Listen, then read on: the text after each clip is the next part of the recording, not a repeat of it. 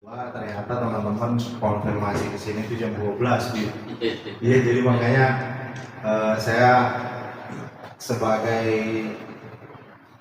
pembuat acara saya mohon maaf susah-susah ya, gitu. Nggak ada yang susah. nggak ada yang Ya baik Bib, jadi pada siang hari ini memang kami yang kebetulan komunitas pemuda ya Bib. Komunitas pemuda yang bernama Front Pemuda Indonesia Raya, disingkat FPIR, ini memang beberapa waktu terakhir ini kami sedang intens atau masif mengawal soal isu reformasi Polri.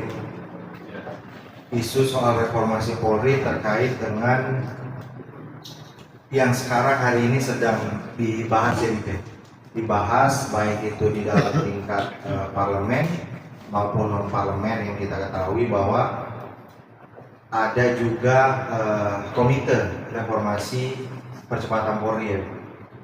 Nah, jadi mungkin sebelum saya masuk, mungkin saya ingin meminta pandangan dari Habib terkait dengan tema pada siang hari ini, reformasi budaya Polri versus penumpang gelap. Jadi terkait dengan adanya indikasi penunggang gelap. Untuk waktu dan tempatnya saya persilakan. Terima kasih. Terima kasih untuk kesempatan yang diberikan kepada saya. Jujur aja saya semangat datang ke acara ini.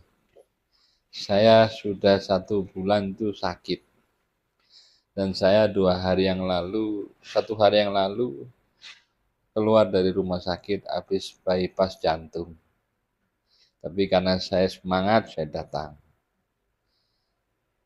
Gini, saya seorang pendakwah. Saya keliling seluruh Indonesia, hampir ya. Artinya hampir semua wilayah Indonesia sudah saya datangi, termasuk pedalaman. Di sana saya menemukan peran aktif Babin Kamtibmas. Saya mengalami sendiri. Sejak 15 tahun yang lalu, negeri kita ini sudah dijajah oleh peradaban transnasional, khilafah. Itu menjajah secara batin dan moral kepada masyarakat kecil. Perselisihan itu nggak bisa diselesaikan dengan tokoh adat. Nggak bisa diselesaikan dengan ustadz seperti saya. Mereka melawan. Baru datang Babin Kamtibmas itu pakai pakaian polisi, takut. Diselesaikan secara adat istiadat dan budaya bisa, asal polisi ikut duduk. Tapi di situ kejamnya kelompok ini sangat menggerus perasaan dan hati anak bangsa. Peran serta Polri itu tidak bisa dipandang sebelah mata. Menginjak kepada kegiatan Polri, aktivitas Polri di seluruh Indonesia, khususnya di tingkat Polsek, itu sebenarnya tidak ada lagi istilah hukum itu tidak adil. Mereka ini hanya ingin menjustifikasi Polri itu jahat. Padahal oknumnya. Secara prosedur itu Polri sudah mereformasi dirinya sendiri, kelembagaannya itu sudah sejak 20 tahun yang lalu. Kenapa Polri dimusuh? Karena Polri itu garda terdepan menjaga Pancasila. Sebagai bagian keamanan sipil. 20 tahun yang lalu sudah muncul HTI sebagai lembaga yang anti terhadap Pancasila. 20 tahun yang lalu itu dilegalkan oleh pemerintah waktu itu. Dan pemerintah waktu itu tidak bisa menyelesaikan arogansinya kelompok HTI ini. menginjak kepemimpinan Pak Jokowi. Ini saya bicara, bukan bicara karena saya seorang Jokowi, tidak. Menginjak kepemimpinan Pak Jokowi, itu diterapkan kembali lagi fungsinya Pancasila dalam kehidupan berbangsa dan bernegara.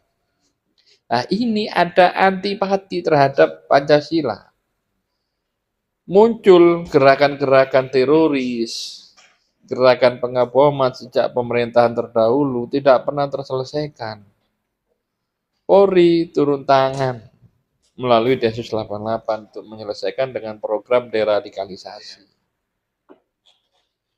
Selalu kelompok-kelompok ini menggelorakan apa menggaungkan hukum berat, biaya mahal. Di Indonesia ini, negeri yang dicintai sama Allah. Pejabat Indonesia maupun oknum Polri yang jahat, yang kurang ajar, yang nakal, selalu diperlihatkan, ditampakkan. Maka, itulah diselesaikan secara hukum oleh Polri. Seperti kasusnya Sambo, kasus perjudian, kasus narkoba itu Teddy Minahasa. Artinya, kita ini dilindungi sama Allah dengan rahmatnya dan kebijakan Allah yang begitu agung untuk rakyat Indonesia.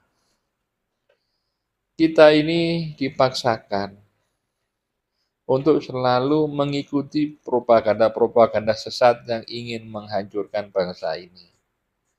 Polri sebagai garda terdepan bersama rakyat menjaga kedaulatan bangsa kita.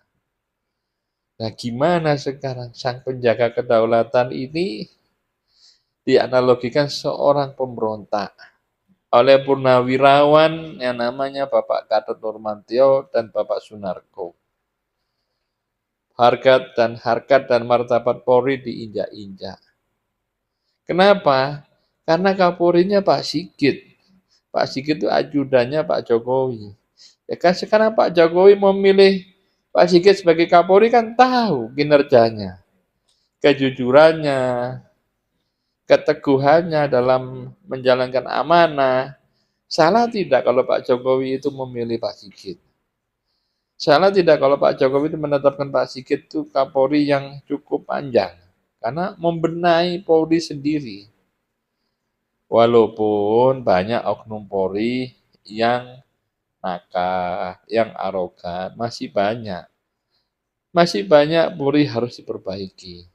Tapi sekarang di tengah-tengah perbaikan Polri, kelompok-kelompok HT ini yang dendam sama Pak Jokowi, yang dendam sama Polri, karena di zaman Pak Jokowi itu organisasi HTI, FPI dinyatakan terlarang, itu mereka dendam semua.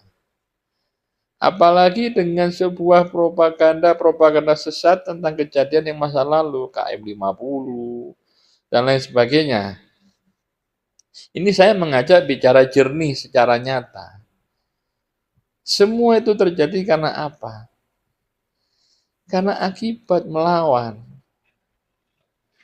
Dan sekarang kalau Polri dihina, Polri diintimidasi dengan kalimat-kalimat verbal, dimunculkan isu-isu propaganda sesat, memusuhi Polri. Ini mereka sudah berhasil. Tujuannya apa? Mereka ingin mendirikan, ingin memperak-perondakan Indonesia, terpecah-pecah menjadi 1.500 negara bagian. Tapi Indonesia tidak bisa dicerai-beraikan. Secara nyata dan konkret sampai hari ini, yang namanya Polri selalu melekat di hati rakyat. Saya belum pernah bertemu dengan pejabat Polri, dan saya tidak pernah memikirkan itu. Artinya saya dalam berjuang, saya tidak gila hormat, tidak gila harta, tidak gila duniawi. Yang saya inginkan adalah Polri menyatu bersama rakyat, dan rakyat tetap mempercayai Polri. Saya setiap hari, di hari-hari saya, setiap hari, selalu membuatkan narasi positif supaya rakyat itu lebih sayang sama Polri. Ini kan kepentingan di elit politik untuk menyudutkan Polri. Ada pesanan-pesanan khusus dari luar, dari mitra kerja pemerintah. Pesanan ini pesanan yang sangat tidak bijaksana. Pak Sigit itu adalah Kapolri. Yang kita bela itu harkat, derajat, dan martabat Kapolri. Contoh, permasalahan ijazah palsu. Permasalahan ijazah palsu ini muncul karena apa? Karena ingin membuat mosi tidak percaya bahwa pemerintah pernah mengusung presiden yang cacat hukum. Yang dianalogikan ijazahnya palsu, dokumennya palsu. Hanya seorang Joko Widodo. Padahal Joko Widodo itu tidak punya arti apa-apa di Republik ini. Karena apa? Karena beliau orangnya itu pasrah dan ikhlas. Yang anehnya kenapa Polri itu kok diganggu, dihina seperti itu. Dianalogikan Pak Sigit itu membela Pak Joko. Jadi semua itu berawal dari apa? Sikap dan arogansi kelompok HTI dan FPI. Yang kedua, sikap dan arogansi orang-orang yang punya kepentingan untuk apa? Untuk mencari uang, untuk ingin meminta kedudukan. Banyak kelompok-kelompok kritikus itu, kelompok-kelompok oposisi itu setelah dikasih uang, dikasih kedudukan, diam. Kita tidak boleh berprasangka buruk. Tapi ya itulah jalan Tuhan yang ada untuk mereka yang berusaha dengan cara tidak. Artinya Tuhan tidak memberikan jalan yang terjelek ya. Artinya mereka punya inisiatif untuk dapat kedudukan dengan cara apa? Mengkritik, arogansi yang keras, pemerintah, Polri, yang akhirnya dapat apa? Dapat kompensasi. Di sini kita mudah-mudahan dihindarkan dari itu semua. Dan kita tahu betapa rapuhnya kita semua sebagai rakyat kalau tidak ada Polri. Betapa rapuhnya kita sebagai rakyat kalau Polri itu di bawah kementerian atau menjadi sebuah kementerian. Sekarang ini ada persaingan yang tidak sehat di elit politik. Tujuannya apa? Mereka ini tidak mau kalah peran untuk membuat Polri itu sebagai sebuah organisasi masyarakat biasa. Mereka telah mengkerdilkan Polri, maka kita wajib mensosialisasikan keadaan di mana peran Polri itu sangat vital, menjaga Indonesia tetap satu. Suatu ketika saya pernah berjalan dalam sebuah kenyataan, negeri ini sudah pasti hancur. Kehancuran negeri ini dari mana? Ya dari adu dombanya HTI. Banyak yang sudah ditangkap sama Polri. Mereka itu balas dendam. Tidak rela. Tidak ridho. Karena mereka sudah menganggap Polri itu zalim. Padahal secara garis besar Polri itu sudah berdiri sendiri dengan objektivitas. Walaupun penyidik itu menerapkan subjektivitas. Tapi di sini permasalahan radikalisme masih menjadi permasalahan yang besar. Senjata kelompok-kelompok HTI ini adalah kalimatnya, lisannya yang selalu mengadu domba. Yang selalu menyatakan bahwa di sini tidak pernah mendapatkan keadilan. Bagaimana kita berharap keadilan, kita sendiri sama terhadap kehidupan kita kepada Allah itu kita korupsi. Terkadang kita ini apa? Tidak taat sama Allah dalam ibadah. Sholat kita sering terlambat. Kadang-kadang kita ini hanya sholat saja tidak ngaji. tidak berdoa. Terkadang kita mengabaikan Allah Subhanahu wa taala. Bukan terkadang, sering. Hanya perlunya kita merasa perlu sama Allah, kita dekat, kita berdoa, kita tirakat, kita iktikaf. Setelah masalah selesai, kita meninggalkan Allah.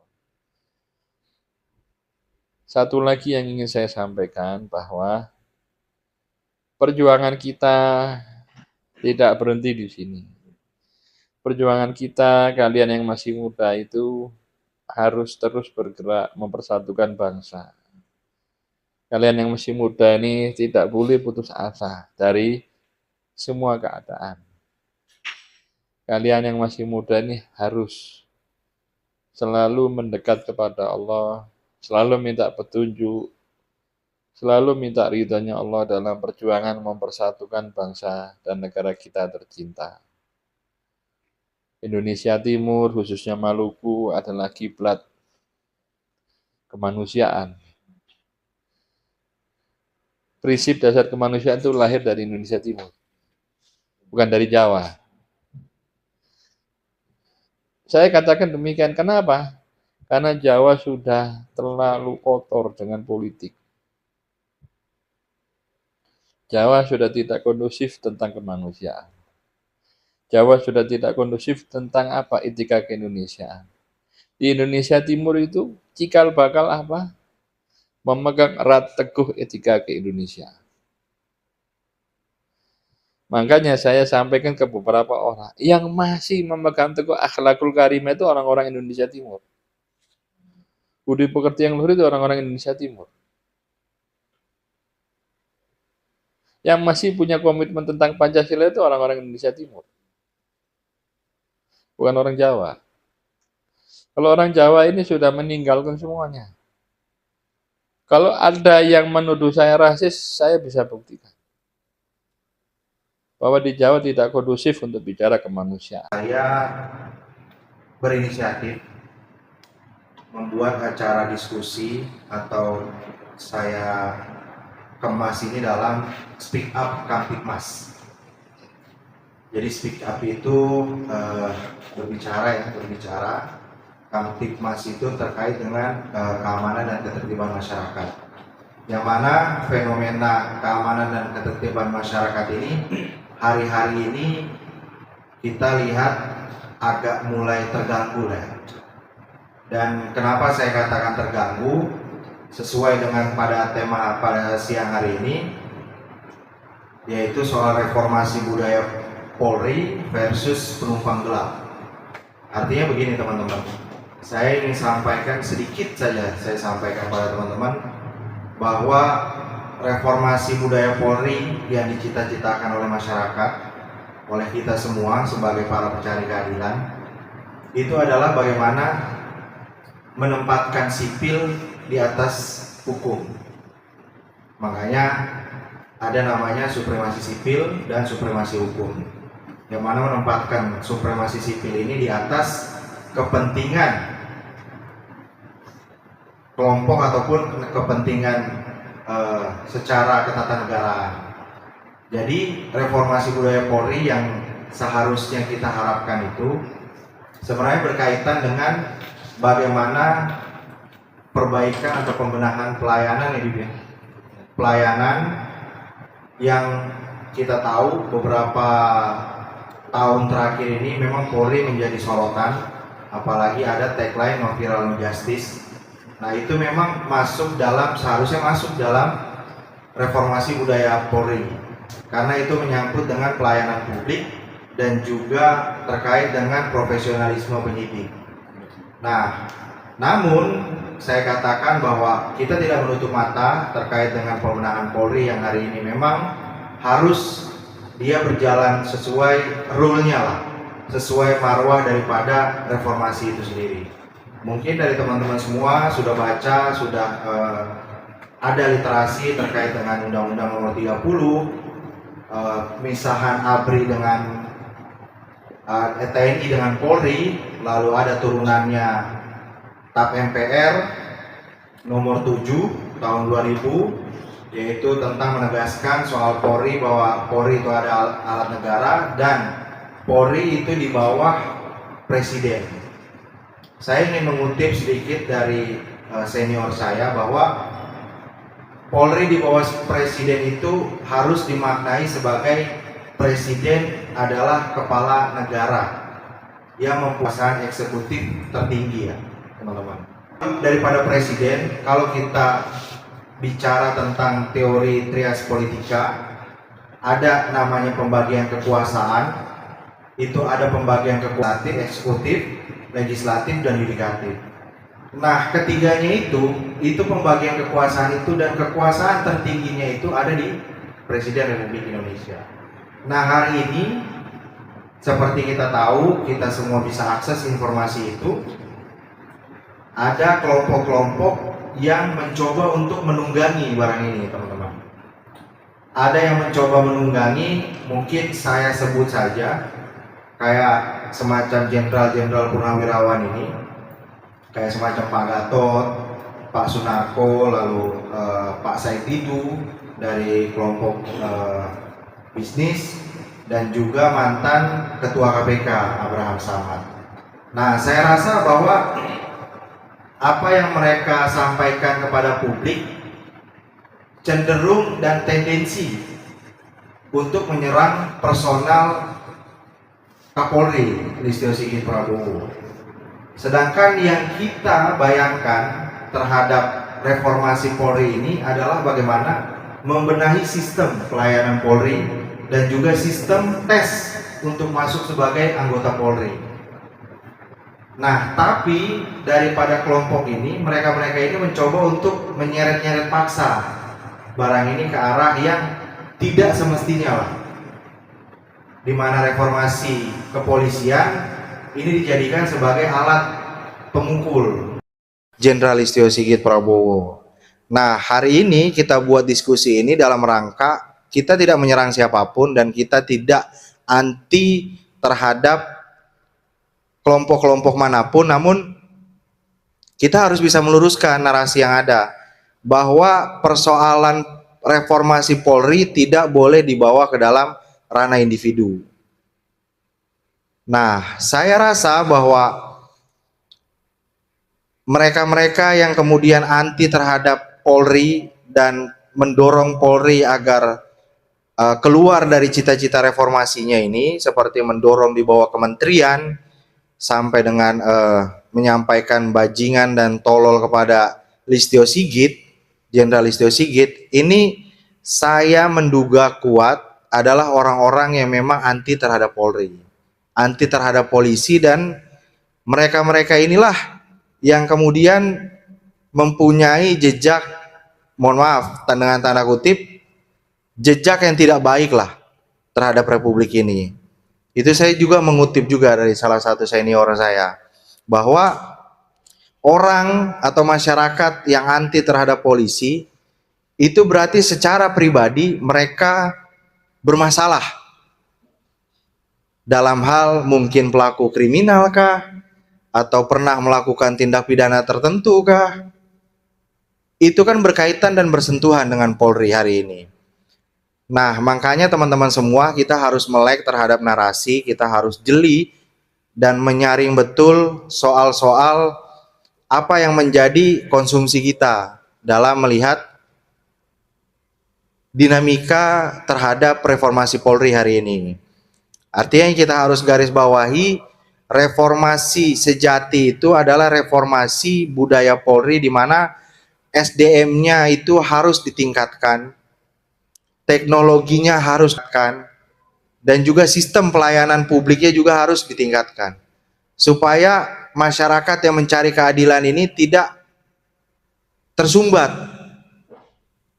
dalam mencari keadilan. Artinya dari berbagai sosial media, berita mainstream ataupun berita non mainstream, kita kan sering lihat tuh bahwa masyarakat susah mencari keadilan karena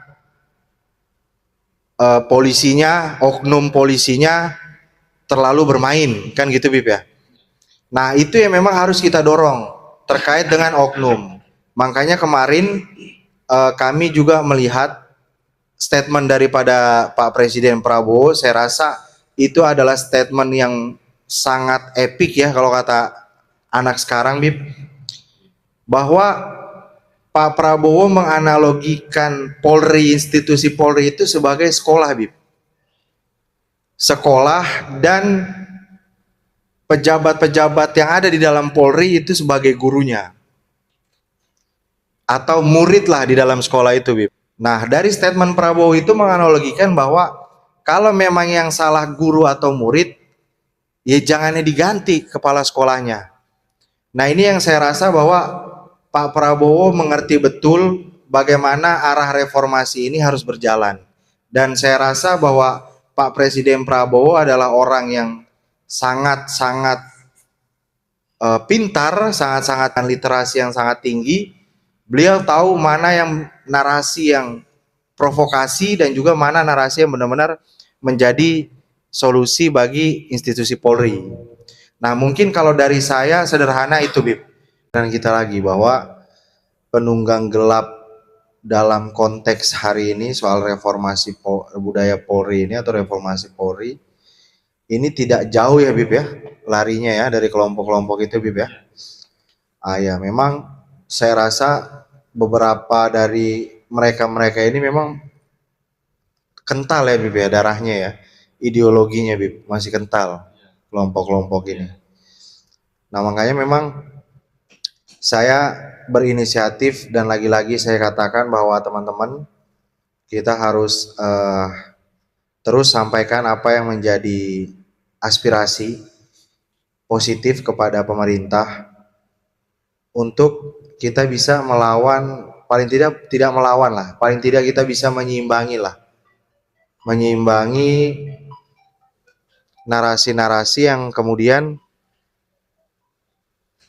berkembang dan dia menabrak semuanya gitu, menabrak tentang tadi nilai-nilai Pancasila, menabrak etika keindonesiaan, karena apa yang disampaikan oleh para jenderal purnawirawan tadi itu memang seperti itu sudah hilang lah nilai-nilai Pancasilaannya, soal budi pekerti, nilai-nilai luhur, padahal kita tahu bahwa mereka adalah mantan-mantan petinggi-petinggi di tentara, di TNI, tapi seolah-olah apa yang dinarasikan hari ini oleh mereka kok kayak seperti udah hilang gitu ya, Bib ya. Udah hilang etika keindonesiaannya tadi yang kayak Habib bilang. Nah, memang penting buat kita pemuda tentang mempertahankan bagaimana nilai-nilai Pancasila itu terus subur. Ya memang harus sumbernya itu berasal dari anak-anak pemuda ya, Bib ya. Anak-anak muda yang memang masih memiliki idealisme terkait dengan persatuan kesatuan ya, Bib ya. Ya, karena memang saya rasa apa yang menjadi hiruk pikuk dan juga kehebohan hari ini memang tidak terlepas dari kelompok-kelompok yang sakit hati ya, Bib. Kelompok sakit hati yang tidak selesai lah dengan masa lalunya. Padahal kita tahu bahwa pencabutan atau pembubaran organisasi terlarang seperti HTI itu kan memang sudah memiliki indikasi yang kuat terhadap ancaman terhadap negara. Nah, hari ini apa yang tadi Habib sampaikan ini mungkin membuka pemikiran kita lagi, mengulik lagi pemikiran kita yang lama bahwa penunggang gelap ini mungkin masih berasal dari circle-circle yang itulah, dikatakan ya kasar ya, Bib ya, katakanlah. Nah, makanya hari ini teman-teman semua kita nggak bicara terlalu jauh. Yang kita bicarakan hari ini adalah tentang bagaimana menempatkan reformasi Polri ini terhadap persoalan budaya dan struktur lah ya. Struktur dalam hal pembenahan dan juga mungkin terkait dengan kesejahteraan polisi. Seperti tadi saya juga mau nyinggung juga soal para Babin Kamtipmas yang ada di pelosok-pelosok daerah, terus di daerah kami itu, Bib ya, di daerah timur, itu memang kalau dibilang apa ya, dibilang cukup, kayaknya masih jauh lah, Bib. Secara ekonomi ya, Bib ya. Ekonomi, tapi mereka harus memikirkan, mereka harus membagi pikirannya untuk bagaimana menjalankan tugas dan juga menghidupkan anak istri. Itu, Bib. Makanya mungkin dari sini bisa kita sampaikan aspirasi kita agar menitik beratkan reformasi Polri ini, budaya Polri ini terhadap pembenahan kultural dan juga pembenahan struktural yang memang itu menyasar betul terhadap anggota-anggota Polri yang ada di lingkungan paling bawah lah, seperti Babin Kamtipmas di polsek-polsek itu. Sekarang, kalau kita punya masalah, kita diganggu orang, diganggu kelompok masyarakat, kita mau minta perlindungan kepada siapa? Di samping kita ini cuma bisa berdoa, minta perlindungan kepada Allah, minta perlindungan kepada siapa? Apa perlindungan kepada tokoh-tokoh politik itu? Kepada orang yang anti sama Polri. Kalau dijawab Polri itu tidak, penyidik itu tidak pernah adil, tidak pernah begini, tidak pernah, kita sudah banyak disusahkan, semua sudah banyak disusahkan. Ya itu kan oknum. Yang kurang dari kita apa? Penyuluhan tentang sadar hukum. Justru kita minta kepada Polri untuk memberikan penyuluhan tentang sadar pengetahuan hukum. Pengetahuan KUHP, pengetahuan apa saja tentang masalah hukum.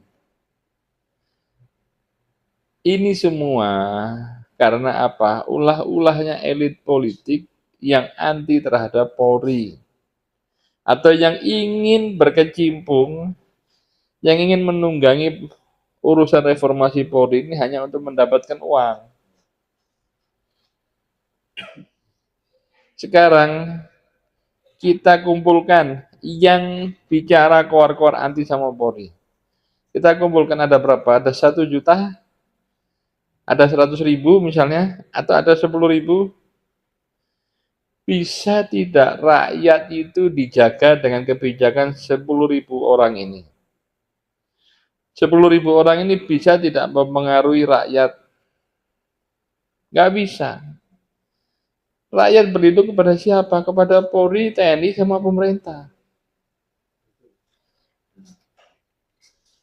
Reformasi Polri dibentuk.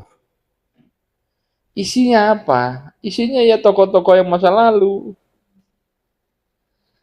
Tentunya kita tidak boleh antipati, tidak boleh prasangka buruk terhadap tokoh-tokoh yang mengisi strukturnya reformasi Polri. Hanya kelemahannya pemerintah daerah maupun pemerintah pusat maupun pejabat tidak pernah mendengar suara tokoh adat, tidak mendengar suara tokoh masyarakat di pedalaman, tidak mendengar suara tokoh-tokoh muda di pedalaman, ulama, tidak mau mendengar.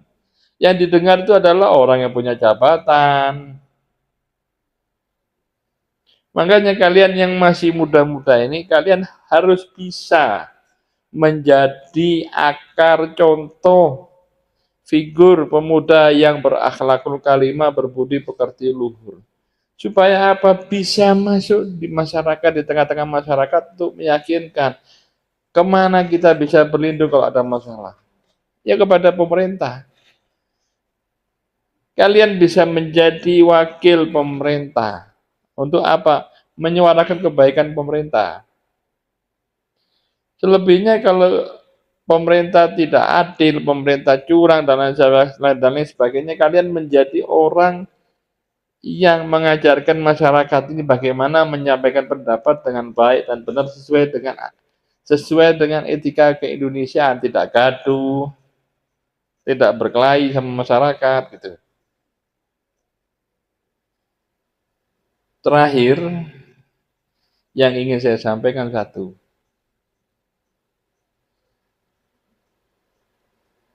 Tadi pertanyaannya apa yang terakhir? Bagaimana agar Polri ini ke depannya menjadi lebih baik, yang dari tahun ke tahun itu sebagian masyarakat muncul ketidakpercayaan terhadap Polri. Iya, jadi Polri menjadi lebih baik karena Polri itu perlu gandeng sama masyarakat, sama tokoh agama, tokoh adat untuk meyakinkan ini loh saya terbuka untuk masyarakat. Jadi untuk mengarah ke situ, kita harus aktif berpendapat di media sosial, menyampaikan kepada pemerintah, kepada Polri.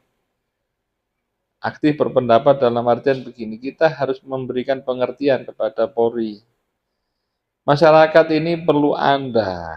Apakah Anda masih perlu dengan masyarakat?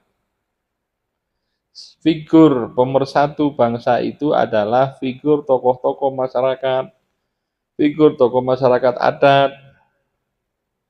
Apakah Anda masih perlu mereka? Atau Anda harus memperhatikan orang-orang yang punya pangkat, punya derajat kedudukan di politik, di elit politik? Kita gugahlah hatinya pimpinan-pimpinan yang di pusat. Kita juga tidak perlu segan dan tidak perlu malu, kita berpendapat terus, karena namanya untuk kebaikan. Dan itu menjadi kewajiban kita untuk menyebarkan kalimat-kalimat yang baik.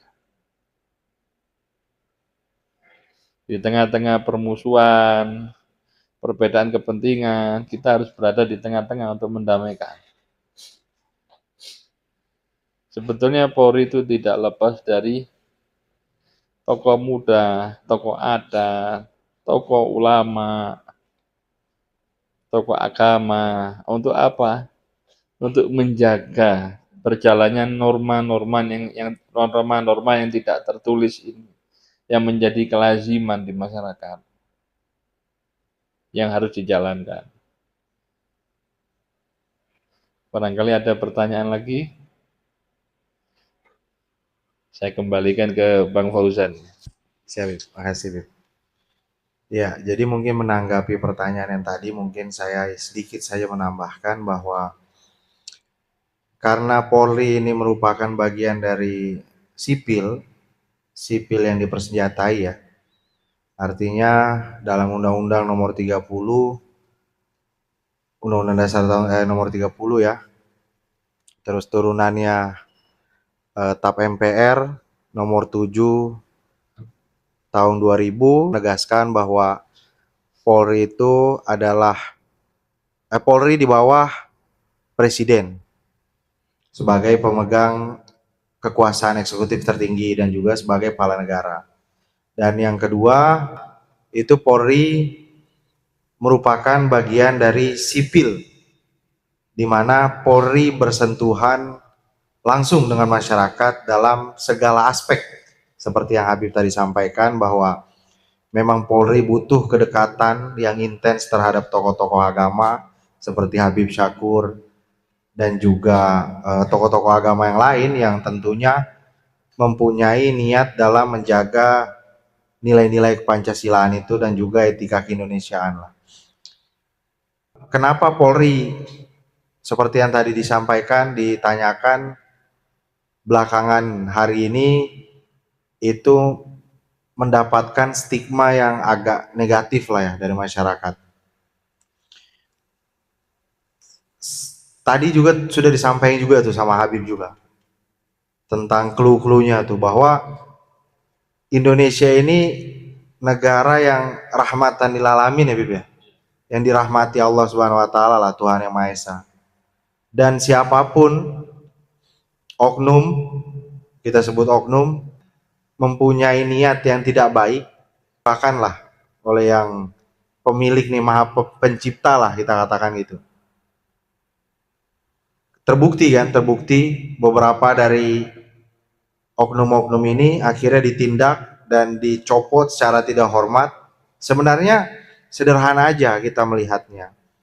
Kita nggak bisa mengeneralisasi semua satu polisi dengan satu institusi itu sama.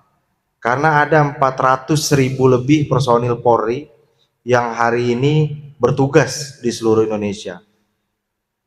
Jangan karena satu atau dua oknum polisi akhirnya kita melegitimate bahwa Polri ini memang bagian dari yang sering dikatakan lah mafia dan lain sebagainya lah.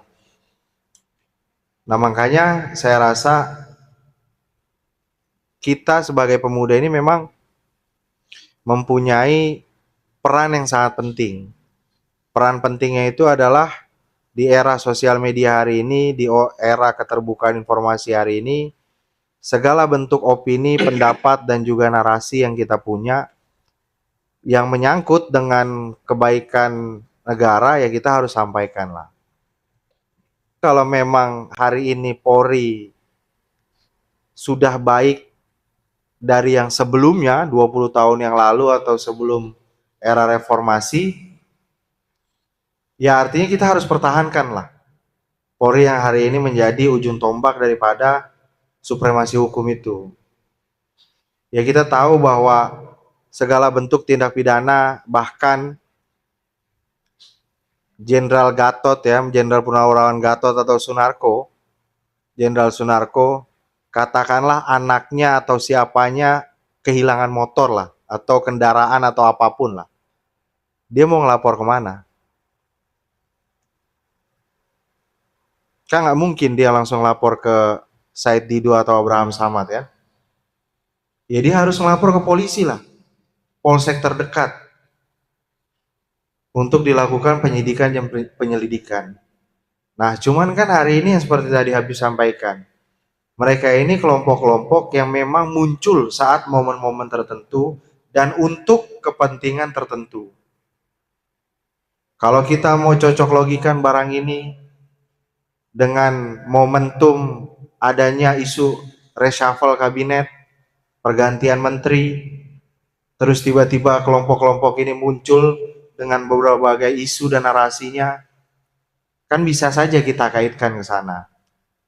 Karena mungkin mereka ini yang berada di luar merasa paling pintar, lalu menggoblok-goblokkan dan mentolol-tololkan orang lain, yang tujuannya adalah untuk mencari posisi atau mencari keuntungan buat pribadi. Nah ini kan nggak baik lah, nggak baik dalam hal ketatanegaraan, siapapun dia.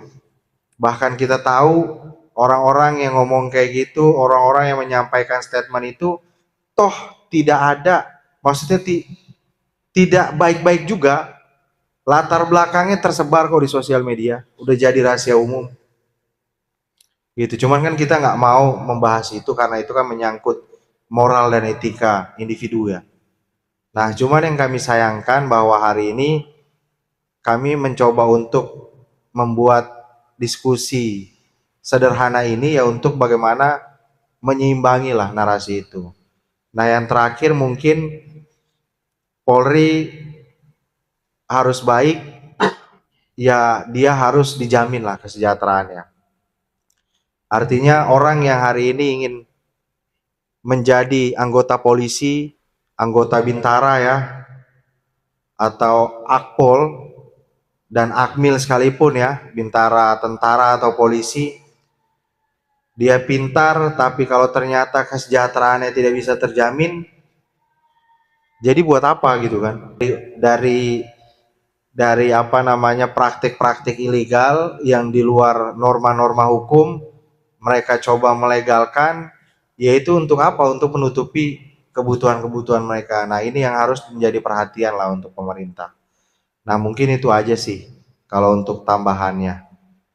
Kalau memang nggak ada pertanyaan lagi, mungkin kita sudahi aja ya Bib ya untuk diskusi hari ini, yang tentunya diskusi ini bisa menjadi sarana dalam kita berbagi pengetahuan lah, baik dalam sisi keagamaan yang disampaikan langsung oleh Habibana Syakur, Ali Mahdi, kita menyampaikan apapun itu demi kebaikan bangsa dan negara. Tidak boleh kita kalah dengan yang notabene-nya mereka ini adalah merupakan kelompok-kelompok elitis lah. Makanya diskusi kita hari ini, tujuan utamanya itu adalah bagaimana kita membahas soal reformasi budaya Polri, sekaligus juga upaya penggiringan-penggiringan opini yang kita indikasikan itu berasal dari penunggang-penunggang gelap lah. Penunggang-penunggang gelap yang memang ingin mengarahkan reformasi Polri ini ke arah yang diinginkan mereka dan kelompoknya lah. Tadi Habib sudah sampaikan, artinya Polri secara aspek ketatanegaraan dan kehidupan masyarakat itu sangat dirasakan manfaatnya, terkhusus pada Babin Kaptipmas ya, Bib ya. Babin Kaptipmas yang memang bersentuhan langsung dengan masyarakat dan menjadi garda terdepan dalam menjamin keamanan, kenyamanan, dan ketertiban masyarakat yang ada di pelosok daerah ataupun di ibu kota Jakarta. Kita harus tetap menyampaikan aspirasi kepada pemerintah bidang apapun itu, baik yudikatif, legislatif atau eksekutif, namun dalam kerangka yang konstruktif lah, kerangka yang membangun tentang bagaimana memperbaiki sistem ketatanegaraan kita hari ini. Nah, mungkin itu saja. Terima kasih untuk kehadirannya buat teman-teman dari Front Pemuda Indonesia Raya dan juga narasumber Habibana Syakur Ali Mahdi telah datang ke diskusi kita yang sederhana ini. Semoga diberikan kesehatan terus, nilai-nilai Pancasilaan juga etika-etika keindonesiaan di masyarakat ini bisa terus subur. Terima kasih. Wassalamualaikum warahmatullahi wabarakatuh.